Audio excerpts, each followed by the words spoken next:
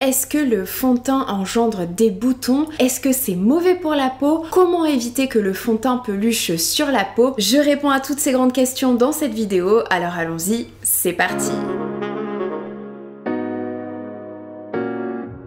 Hey, salut à toi, bienvenue dans cette nouvelle vidéo. Si tu ne me connais pas, je suis Bérangère, ingénieure chimiste spécialisée en cosmétique. Donc je vulgarise toute la science des cosmétiques et aujourd'hui je vais répondre aux grandes questions au sujet des fonds de teint. Est-ce que ce sont des produits à éviter pour avoir une belle peau? C'est ce qu'on va voir. Est-ce que les fonds de teint sont comédogènes? Cette question revient extrêmement souvent puisque les fonds de teint sont des formulations de type eau dans silicone car les silicones sont justement des ingrédients qui permettent un bon étalement du produit dans un premier temps, ce qui est absolument nécessaire quand on applique un fond de teint, et deuxièmement ce sont aussi des ingrédients qui permettent la formation d'un film à la surface dans le but d'avoir un recouvrement de la peau qui dure plus ou moins longtemps pour améliorer le teint et dissimuler ce qui peut nous déranger au quotidien, imperfections, taches brunes, rougeurs par exemple. Donc du fait de leur composition, les fonds de teint sont souvent accusés d'être comédogènes, c'est-à-dire d'augmenter le nombre d'imperfections. Mais si on prend l'échelle de comédogénicité des ingrédients en cosmétique, qui est justement une échelle qui permet de déterminer si les ingrédients vont boucher les pores et donc augmenter le risque d'avoir des imperfections, et bien la diméthicone, qui est un silicone très utilisé et noté 1 d'après cette échelle, et la cyclométhicone qui est un autre silicone utilisé et noté 0, ce qui n'est pas étonnant puisque c'est un silicone qui est volatile, c'est-à-dire qui s'évapore. Mais donc d'après cette échelle, les silicones ne sont pas vraiment comédogènes et en fait c'est tout à fait normal puisque le film qui est créé par les silicones est en réalité un film qui est perméable, c'est-à-dire qu'il laisse passer les échanges. Et puis de toute façon, comme je l'ai déjà expliqué, cette échelle de comédogénicité ne sert vraiment à rien car on s'est rendu compte qu'un cosmétique contenant un ingrédient comédogène ne sera pas forcément comédogène puisqu'il faut prendre en compte le pourcentage de l'ingrédient dans la formulation. Par exemple, un ingrédient peut être comédogène pour la peau lorsqu'il est appliqué pur, mais lorsqu'on le retrouve dans une formulation avec un pourcentage dilué, eh bien il ne sera plus comédogène. Donc la conclusion de tout ça, c'est que malheureusement à partir de la liste des ingrédients, il est impossible de déterminer si le produit sera comédogène ou non sur ta peau. Et donc la vérité, c'est qu'il y a certains fonds de teint qui seront probablement comédogènes sur toi et qui ne vont pas l'être chez d'autres personnes. Et c'est le cas de tous les produits cosmétiques.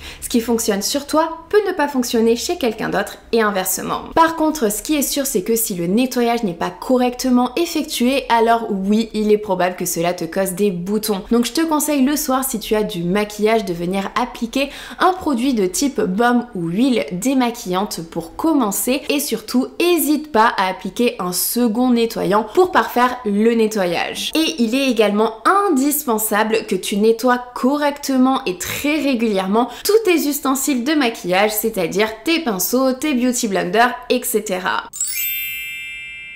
Est-ce que les fonds de teint sont mauvais pour la peau et est-ce que ça empêche la peau de respirer? Ça aussi, c'est des questions qui reviennent extrêmement souvent et notamment dues à la composition des fonds de teint qui contiennent généralement des silicones comme on vient de le voir. Mais la première chose à savoir, c'est que notre peau ne respire pas, contrairement à celle de la grenouille.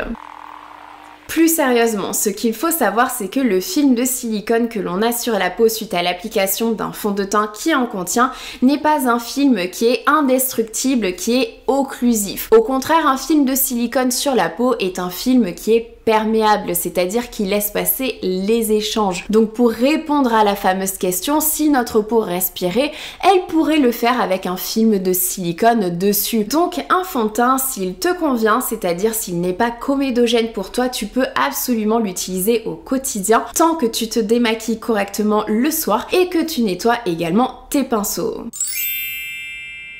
Comme on l'a vu en début de vidéo, la plupart des formulations de fond de teint sont des formulations de type eau dans silicone. C'est-à-dire que la phase externe du produit, ce sont des silicones. Et en fait, les formulations de produits cosmétiques peuvent être de type purement aqueuse. C'est par exemple le cas des sérums aqueux où il n'y a que de l'eau avec des ingrédients solubles dans l'eau.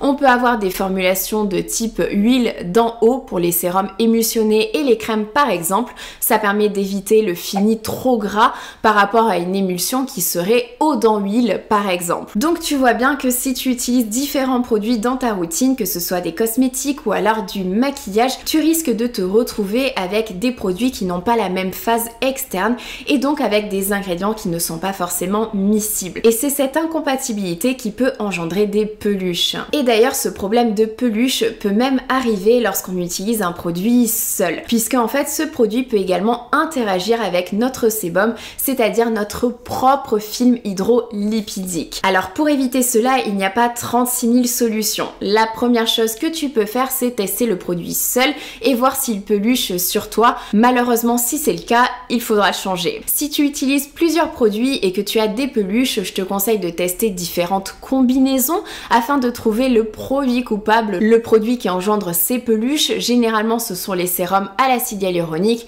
les crèmes solaires et les fonds de teint. Et pour éviter les peluches, il y a aussi quelques astuces: exfolier régulièrement sa peau, bien l'hydrater et appliquer les produits en tapotant plutôt qu'en mouvement circulaire.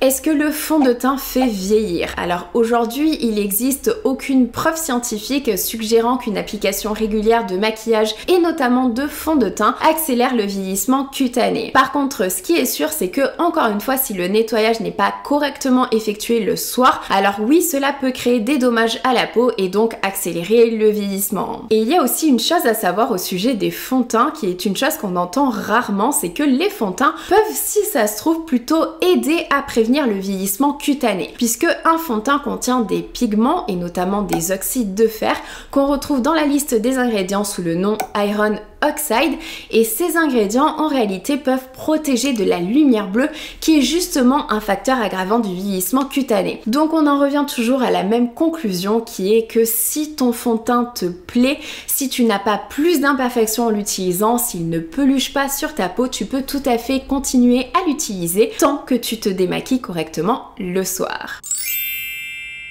Pour les recommandations de fond de teint, alors ce n'est pas du tout mon domaine de prédilection, je ne suis absolument pas une experte en maquillage, donc je peux uniquement parler de ce qui fonctionne sur moi. Donc pour information, j'ai une peau à tendance acnéique, donc il faut un fond de teint forcément qui soit non comédogène sur moi, et j'ai généralement besoin d'avoir un fond de teint matifiant. Donc pour cela, j'utilise souvent le fond de teint Lancôme Teint Idol Ultra Wear qui ne fait pas briller, qui reste bien en place et qui reste léger sur la peau pour avoir une couvrance plutôt modulable, donc légère à moyenne. Je l'utilisais en Asie avec beaucoup d'humidité et il tenait très bien. Et pour un effet plutôt lumineux, j'utilise le Luminous Silk de Armani qui est généralement très léger sur la peau, qui offre aussi une couvrance modulable légère à moyenne et qui apporte vraiment ce côté teint frais et réveillé. Il donne un super éclat au teint. Surtout si tu as d'autres questions au sujet des fonds de teint, n'hésite pas à les mettre en commentaire. Je te fais de très gros bisous.